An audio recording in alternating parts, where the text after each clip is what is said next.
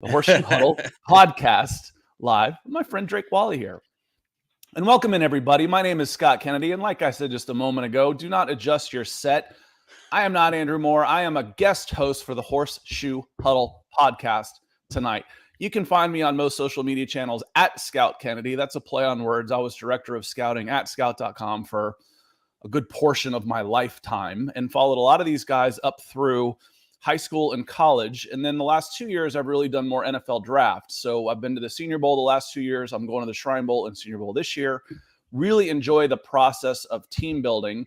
And I've had a pretty close eye on the Colts this year. And I'm looking forward to talking Indianapolis Colts with my friend Drake and the rest of y'all tonight. So Drake, how are you doing tonight? I'm doing really good. It's definitely been a rocky year, a bunch of ups and downs, and now we have more change, which seems to never stop. So, other than that, man, it's been a good Christmas season. I'm looking forward to the weekend. So, good stuff.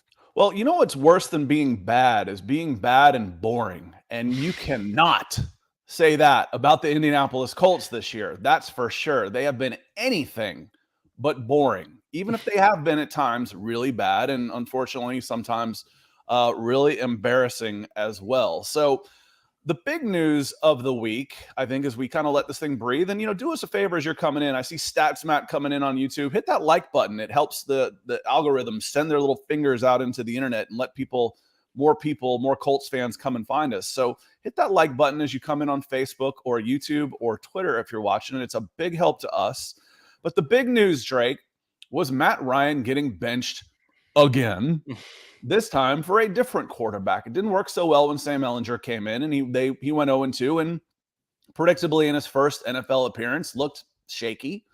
Frank Reich gets fired. I'm rehashing history here. Matt Ryan's back at the helm. Good, exciting win against the Raiders. 3 straight losses, including that loss last week. And all of a sudden, there's a change again. Nick Foles and Coach Saturday described or explained why he made that change. And we got that video for you here real quick. Yeah, it just didn't feel like we made enough plays offensively. It's no secret we haven't converted in the red zone. And ultimately you got to make plays in the NFL, and we're not making nearly enough explosive plays. And not making plays in the red zone. And again, I've said this before, this is not all on Matt, right? I mean, this is us entirely on an offensive perspective, and but that ultimately that leads into it, and so I feel like Nick will give us a better chance to go win these last 3 games, and that's why we're headed that way. All right, Drake, what was your reaction to this move and Jeff Saturday's comments about why he is going to Nick Foles over Matt Ryan, and frankly, as he's done since he's been here, over Sam Ehlinger?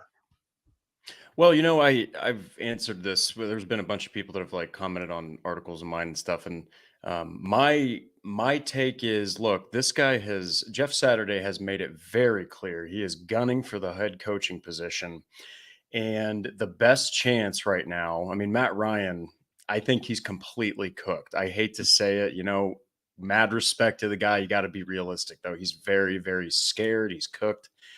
Ehlinger, he's a little bit green, might not give you the chance to win. Foles has been there. He's been in a Super Bowl, won it. I know he's kind of underperformed as a starter with the Bears, with the Jags. He's got a lot of money in his bank with not a lot to show for it. So we'll see. But right now, I think that if you're looking to win, probably going to give you the best chance, even if they're trying to stretch the field and his game is a little more intermediate. Yeah, and part of that interview that he gave, the press video availability, is what Stats Matt comes in and says. He's like Saturday said, the safeties are playing way down, usually within 7 yards. He goes, everybody watches all 22. You can see it. And that's a product of play calling in Ryan's arm. Foles' arm can't be any worse. And that's the thing is, you look through, you're talking about the big play capability. You want to get Alec Pierce stretching the field and Michael Pittman stretching the field and getting those guys involved. And Matt Ryan doesn't seem to have the arm strength to get the ball downfield to do that. But Nick Foles historically hasn't been a guy that has gone for a lot of big plays in his career either. He's, I think I didn't realize he was as big as he is. Yeah. He's listed in Pro Football Reference at 6'6", 260. I'm like, okay, Yeah. what do the Colts list him at? And it was 245. I'm like, all right, wouldn't have minded seeing him on a 4th and inches quarterback sneak. Yeah. But, do you think that he'll have the ability to push the ball down the field and be a little more greedy? Or do you think, it's not going to make that big a difference? One, it's his first start in forever. And two, the offensive line and play calling is really what's ailing this team. Well, going right back to what you said, he's not historically a big play guy. He's more of a calculated, low risk, kind of move the ball intermediate. That's his big thing. Well, with the constant changes that have happened, with a still pretty green, he'll be green for another season if he gets the job. Jeff Saturday, you've got Parks Frazier, who is also a product of this Irsay decision because it goes in a chain. He chose Saturday, who chose Frazier, who was very mundane with his play calling.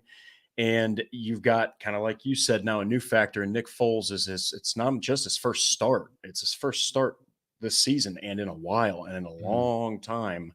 And he's gone through injuries and everything. So it's going to be interesting if they can get him to move the ball down the field, but I think it's going to be more of a product on the receivers to make that happen than it is him getting the ball down the field.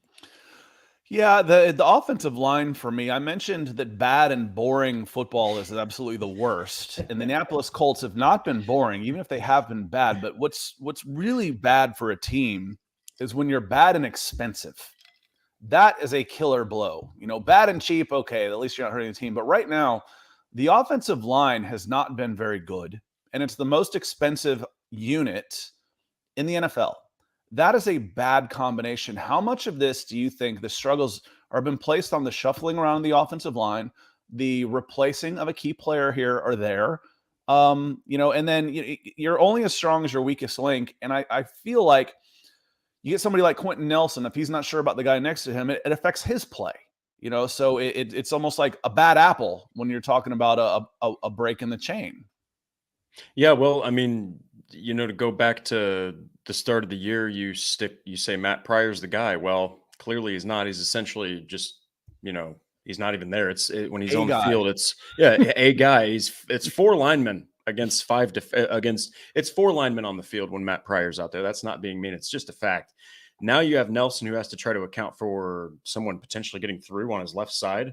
That's going to make blocking even worse for him. And then you've got Ryan Kelly on his right. You got a struggling Danny Pinter. You got a struggling Will Fries. Well, then you've got Smith on his left. You have the same thing. So the reason they were so good last year is because they understood everything as a unit. They played together for a while. You take away 2 key pieces like that.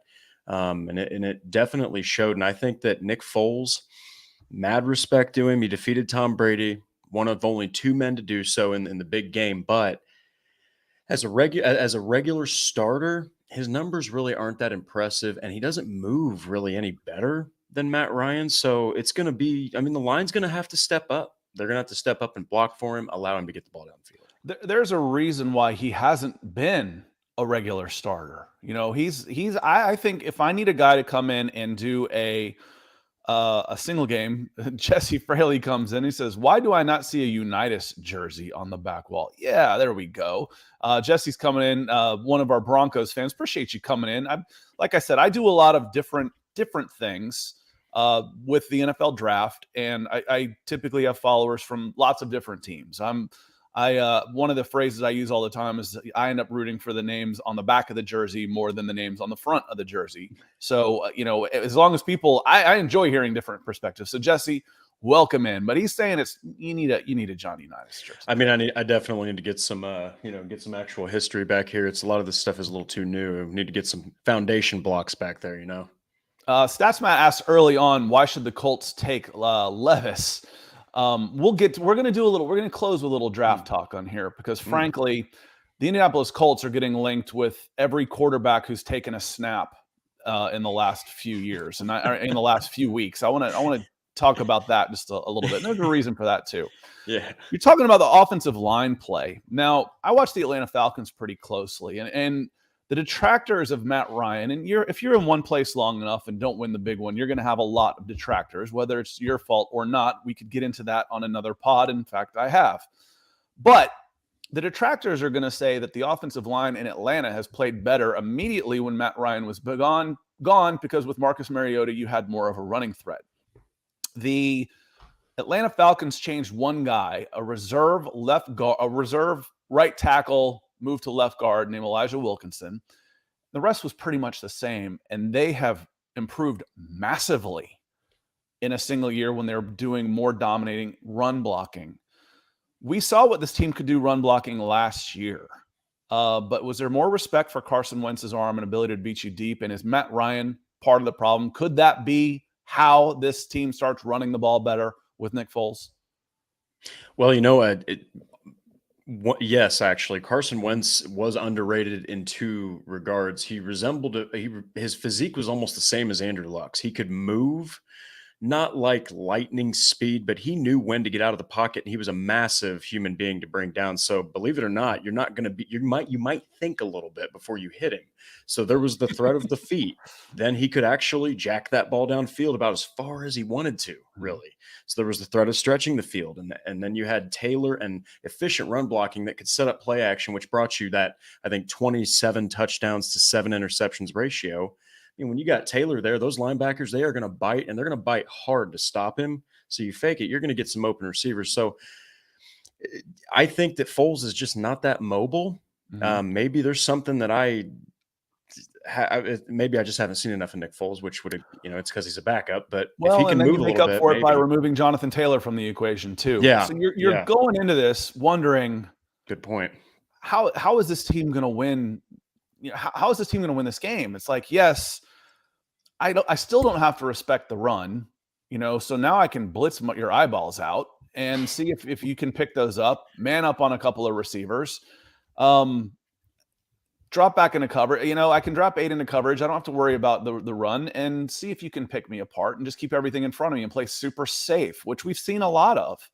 And the crazy thing for me, going back to Matt Ryan one final time, was, it probably won't be the final time. Let me rephrase again. Is the amount of fumbles is insane. I mean, this guy's been hit a lot. I mean, the Atlanta Falcons line hasn't been good for a long time. He's been beat to hell and back for the last 3 seasons. But he wasn't putting the ball on the ground every third time he was being hit. That's what was something that has been crazy to me. So can you just play Iceman, against the Colts? And you know what? I'm going to sit back. I'm going to let you make a mistake. Or can Nick Foles, this running game, a better passing quarterback, a better threat downfield, can it loosen it up stuff where they can go into LA and get an improbable win against the Chargers? Well, the good thing is the Chargers defense. I mean, look, the Colts offense has underperformed on a level of epic proportions, but the Chargers defense is very middle of the road. Without Bosa, they have not been that as big of a threat as a lot of people expected. So there's a chance they could make it happen.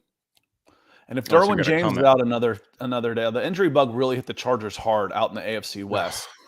Yes, it did. And Derwin James hasn't played in a couple of weeks. He was limited in practice today, and we'll see if he goes. Or am I banking I can rest him another week, take Christmas off, and we're going to make the playoffs, and I need you healthy against the Colts. There you go. Against the Colts, who are playing Nick Foles, no Jonathan Taylor, no Shaq Leonard, who's all season. We know that part. But they're just not playing very well. They've lost 3 in a row, and it's going to be interesting to me. And Andrew comes in. Appreciate you, Andrew Moore. Welcome in. I'm glad I could. Like I said, I'm not Andrew. This is Andrew down here. There it is. Right there. Commenting. He says the threat of stretching the field with Foles because of the better arm should be there. Question is, will Parks Frazier call some deep shots? The X factor. Yes, and Stats Matt's talking about he's talking about some of the all-22. Some of the route combinations have been bad where there's a bunch of guys in a small group in the middle of the field and there's nothing out wide. But then the question becomes, why? Is it because Matt Ryan can't hit the outside hash anymore? Which wasn't ever one of his strengths to begin with. He never came into the league with a huge arm. So it's like, oh, well, his arm is starting to go. Well, that shouldn't be that big a deal because he's never had a plus arm. He's had an NFL arm. Don't get me wrong. You don't throw for as many yards as he has without having an NFL arm. but he's never been a plus arm. Not, y'all saw Andrew Luck. Andrew Luck was a freak of an athlete. Watching him at the NFL Combine, if you had dropped him in with the linebackers, he would have been top 5. He never got the credit he deserved for being an athlete outside of Indianapolis for one reason or another that I won't get into. But he was a hell of an athlete, rocket arm, plus arm. The guy you're going to see this weekend has one of those plus arms. Justin Herbert can flat out sling it. So, the question on some of the route trees is I have to drop guys into the middle of the field because Ryan's not hitting anything but a 9 up the sideline on a lofted ball. So that could be part of it too, Drake.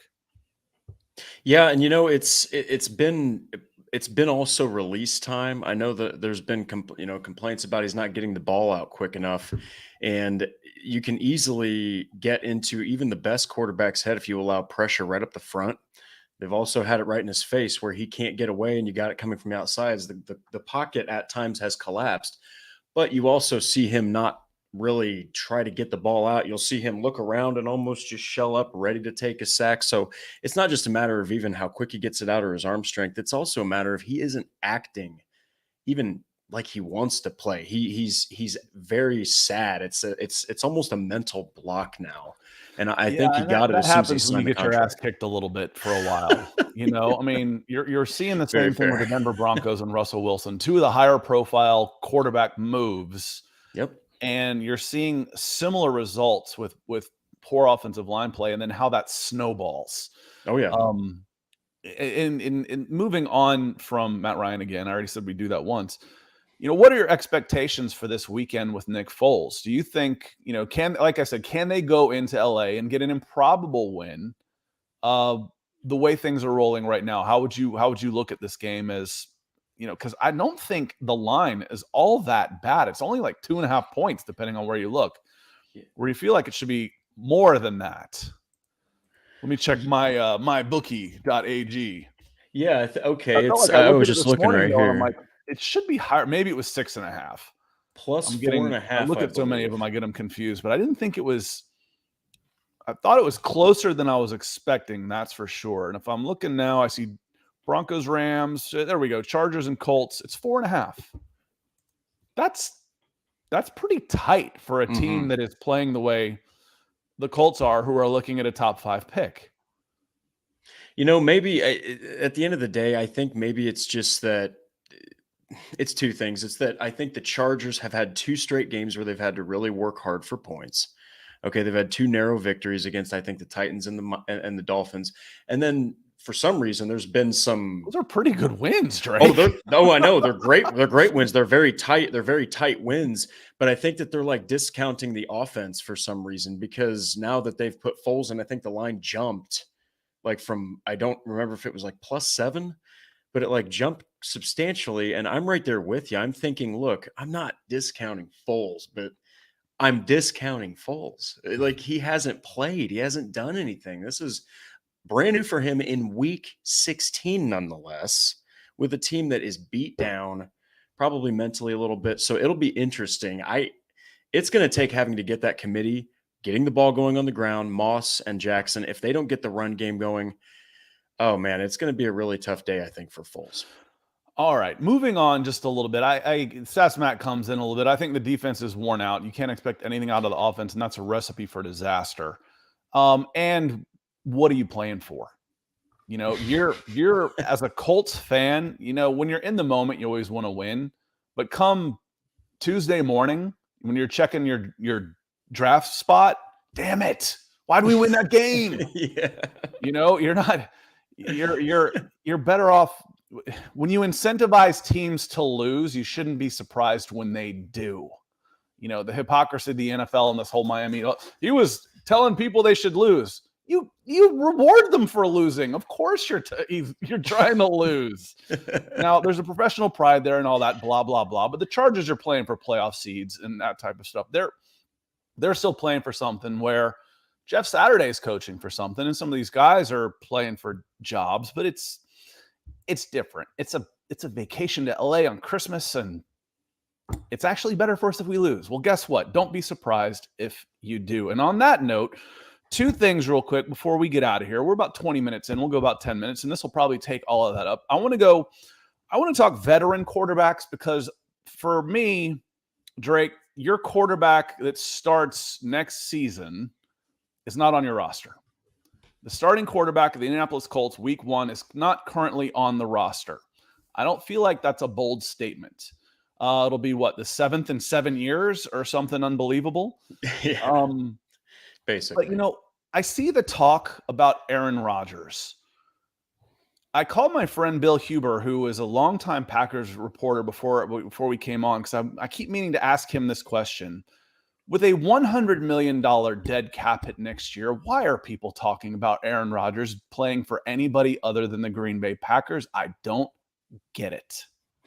I don't get it. Matt Ryan had a record this year of a $40 million dead cap hit. You would have to do that 2 seasons in a row to take a 50-50 if you were the Green Bay Packers. I just don't see any way that's going to happen, Drake. Teach me. I'm willing to listen. Does he pay it back? Does he have it in earnest, $75 million in earnest, and says, let's void the contract and I'll pay you back $75 million? No. I don't think there's a chance in hell that Aaron Rodgers does not retire a Green Bay Packer.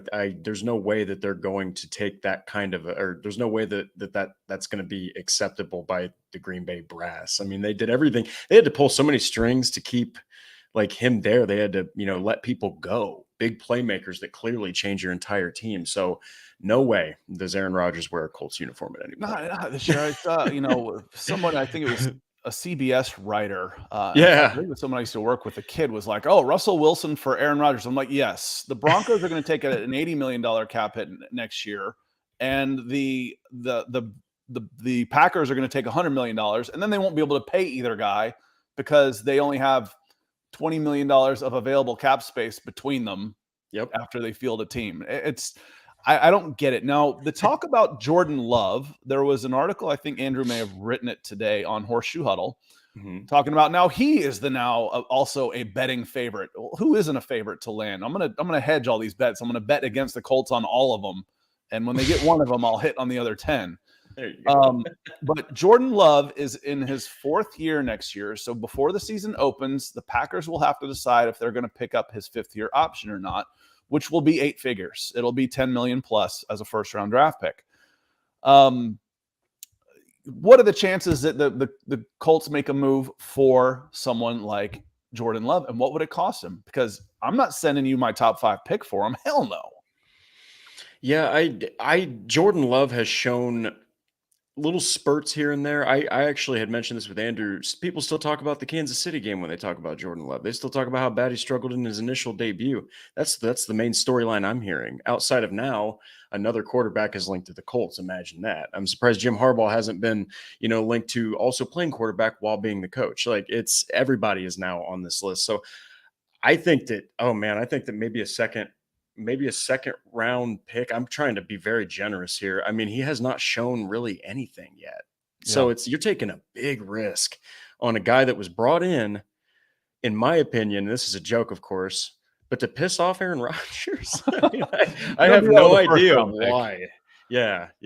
So you don't do that with a first round pick. Maybe a second, but I don't get that one. So, for me, it seems like the shine has worn off a little bit on some of the quarterbacks coming out in this class. Now, I think if you keep an eye on things, if the Colts lose this weekend in LA, then they jump ahead into the top 5 over the winner of the Broncos-Rams game, unless they tie, and then things get weird. So if there is a winner, and I say, as improbable as that sounds, we've had ties, right, Indianapolis? We've had ties that it's possible, but likely if the Colts lose, it is very, very likely they move into the top 5.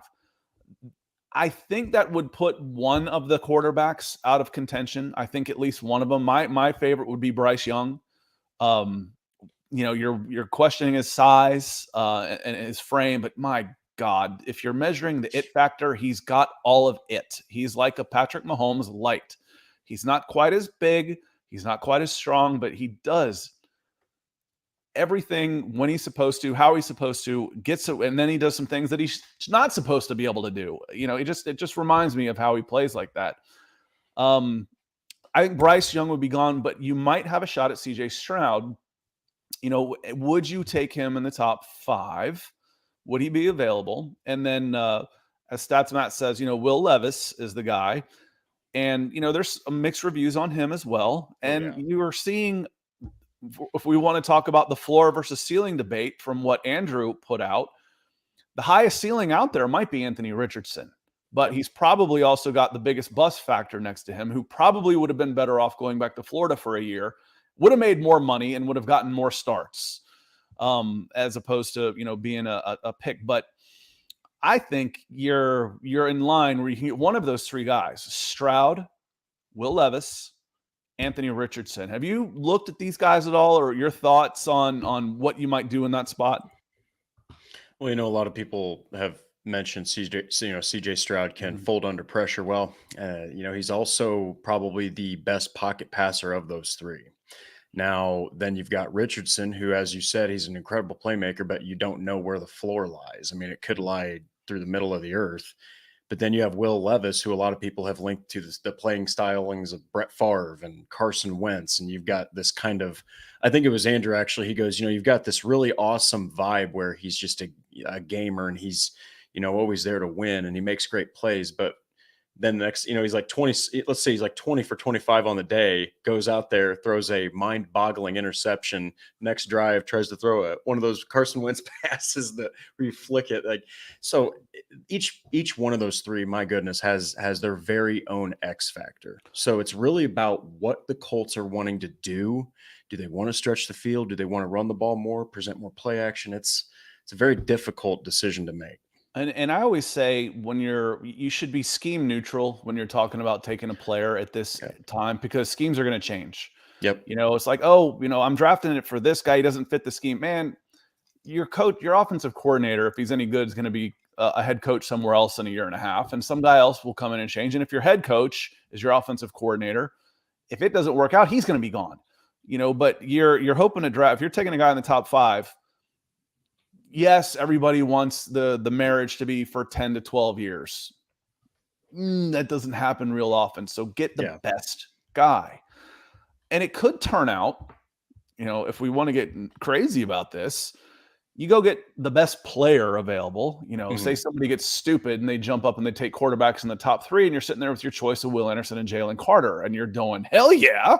Yeah, I'll be bad next year, and I'll go get Caleb Williams from USC with the number 1 overall. But the problem is there's going to be a lot of tanking for Caleb the next year. But that's fair. Looking way down the line. The Colts are being linked with quarterbacks everywhere, and it's not going to stop because they've got an opening, and they got some money, and they got a high pick if they want to move into that spot. So that's not going to change in the near future, unless they make a trade in the offseason. Very fair. Speaking of which, let me get you on this one, Drake, and then we'll get out of here. There is a high-profile 25-year-old quarterback who hasn't signed a contract yet. The Baltimore Ravens have the ability to tag this guy until he turns 30 years old, but that would cost him, millions and millions, and he could and Lamar Jackson could threaten to sit out. But Benjamin Albright, a Denver Broncos insider, was asked, do you think about could it happen? He's like, the longer and longer this drags out, the more likely I think it is that he forces a move. And that could happen. He goes, they're going to look for a team that's got the money, a team that's got the offense, and the availability. All of a sudden, the Atlanta Falcons are looking pretty good. Well, the Indianapolis Colts are a blank slate. And they've got the high pick. They've got the draft capital. They'd have the money. And you can build your offense as you want to if you made a deal, in the offseason. Why not the Colts? Oh, wow. That is something that I have seen a lot on. And every time I have thought that's a dream. That's a dream.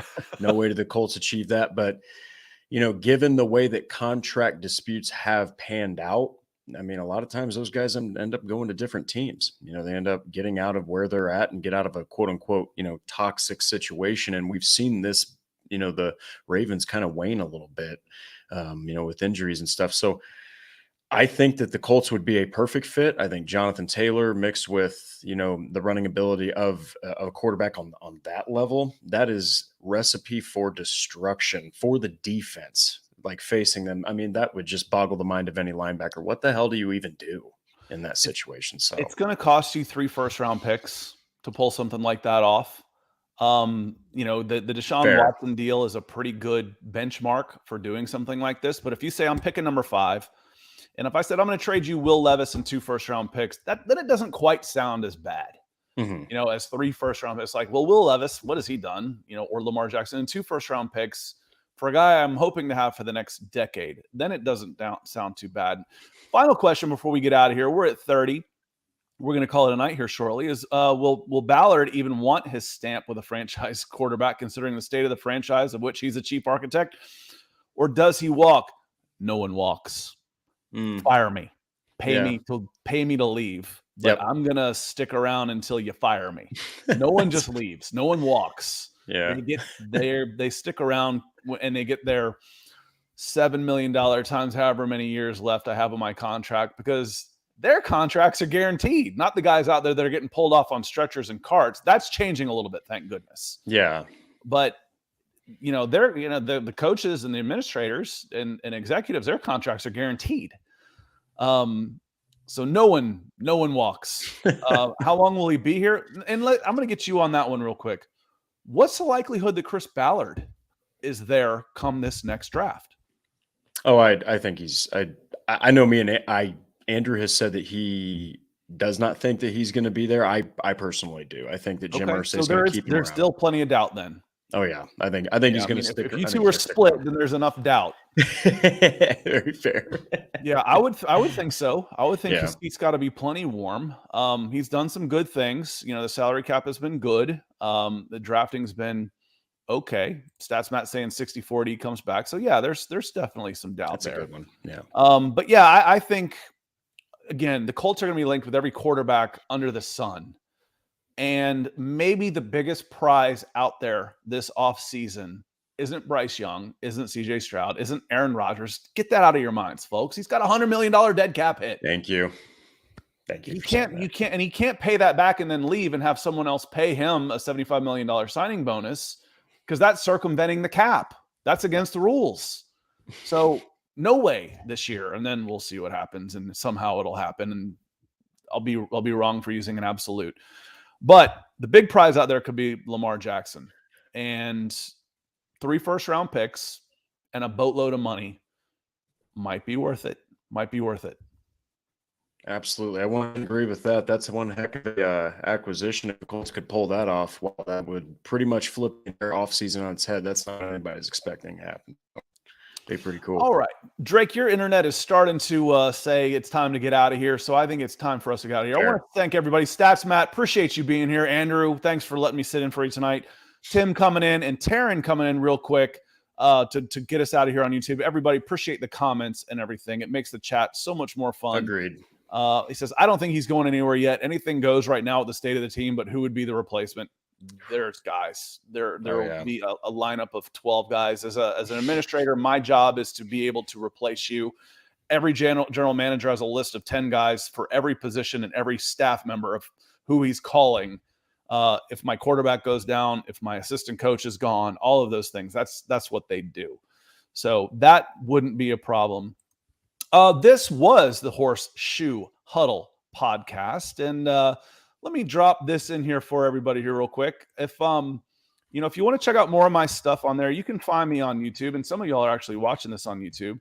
I put my link to my YouTube channel in the chat. I do a ton of Senior Bowl stuff and highlights, Colts videos. So you may have seen my stuff and not known it was my stuff. So check it out. Go over there. Follow Drake Wally at DWalsterDrake on Twitter. I prefer the YouTube because YouTube actually writes you checks where Twitter does not.